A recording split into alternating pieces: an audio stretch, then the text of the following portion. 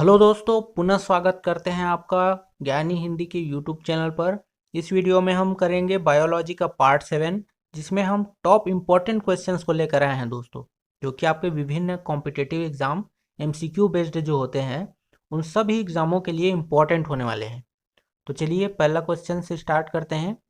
पहला क्वेश्चन है, मधुमक्खी के डंक में क्या होता है? तो मधुमक्खी के डंक में क्या पाया जाता है दोस्तों? इसका सही जवाब होगा दोस्तों ऑप्शन ए, अम्लीय तरल। मधुमक्खी के डंक में एक तरह का अम्लीय तरल पाया जाता है दोस्तों। इंपॉर्टेंट क्वेश्चन है एग्जाम के लिए आपके। आगे बढ़ते हैं, क्वेश्चन नंबर 2। मानव शरीर की सबसे भारी हड्डी कौन सी है? तो सबसे भारी हड्डी होती है दोस्तों ऑप्शन बी, फीमर। फीमर जो है वो करेक्ट आंसर होगा इसका। सबसे भारी हड्डी भी है और सबसे लंबी हड्डी भी है दोस्तों, याद रखेंगे। लंबी हड्डी कौन सी होती है? फीमर दोस्तों। तो दोनों ही क्वेश्चन इंपॉर्टेंट है, याद रखेंगे दोनों को। क्वेश्चन 3, खून का जमना डैश विटामिन के कारण होता है? तो खून का जमाने का जो रीजन होता है वो किस विटामिन के कारण होता है? तो ये होता है ऑप्शन बी, विटामिन के कारण। तो इस खाली स्थान में क्या आएगा? विटामिन के आएगा। तो हमारा सेंटेंस बनेगा, खून का जमना विटामिन के कारण होता है। याद रखेंगे दोस्तों, इंपॉर्टेंट क्वेश्चन है। Question 4, very very important question. चूहा मारने हेतु प्रयुक्त किया जाता है? तो चूहा मारने की जो दवाई होती है उसमें प्रयुक्त किया जाता है जिंक फास्फाइड, जो कि हमारा ऑप्शन ए है। ऑप्शन ए यहाँ से करेक्ट होगा दोस्तों। आगे बढ़ते हैं, क्वेश्चन नंबर 5। कीट का उत्सर्जी पदार्थ है? तो कीट का उत्सर्जी पदार्थ होता है दोस्तों यूरिक एसिड, जो कि हमारा ऑप्शन बी है। ऑप्शन बी एकदम करेक्ट होगा, जो कि कीट का उत्सर्जी पदार्थ है। क्वेश्चन 6, मानव मूत्र होता है? तो मानव मूत्र किस नेचर का होता है, यहाँ पे हमें बताना है।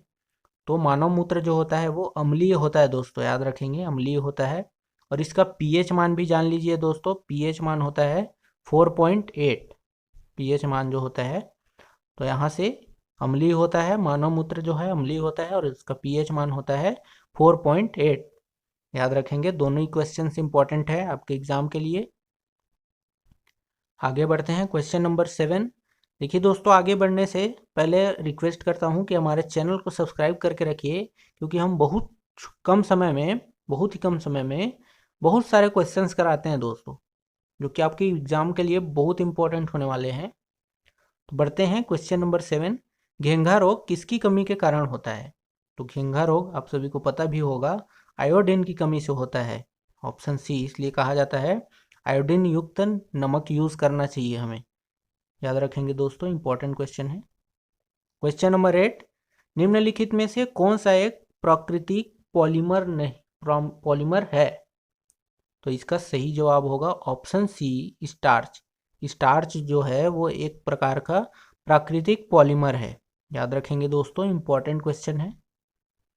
क्वेश्चन 9, श्वेत प्लेग को आमतौर पर किस नाम से जाना जाता है? तो ये भी एक कॉमन क्वेश्चन है दोस्तों और इम्पोर्टेंट भी है।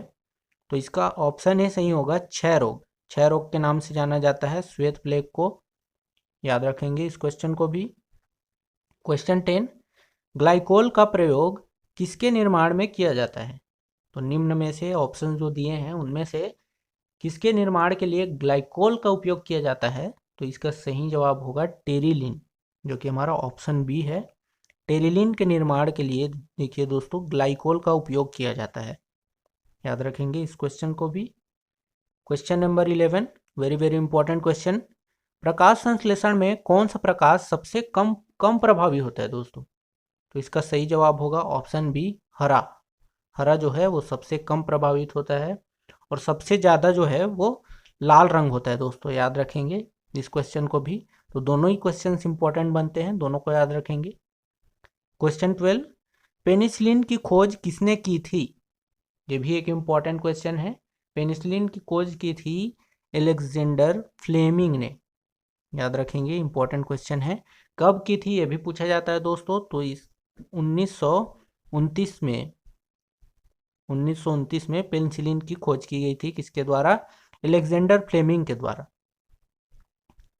आगे बढ़ते हैं, क्वेश्चन 13। डिहाइड्रेशन किसकी कमी से होता है?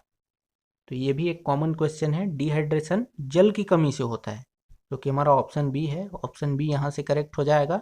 ये भी एक इम्पॉर्टेंट क्वेश्चन है, याद रखेंगे इस क्वेश्चन को भी।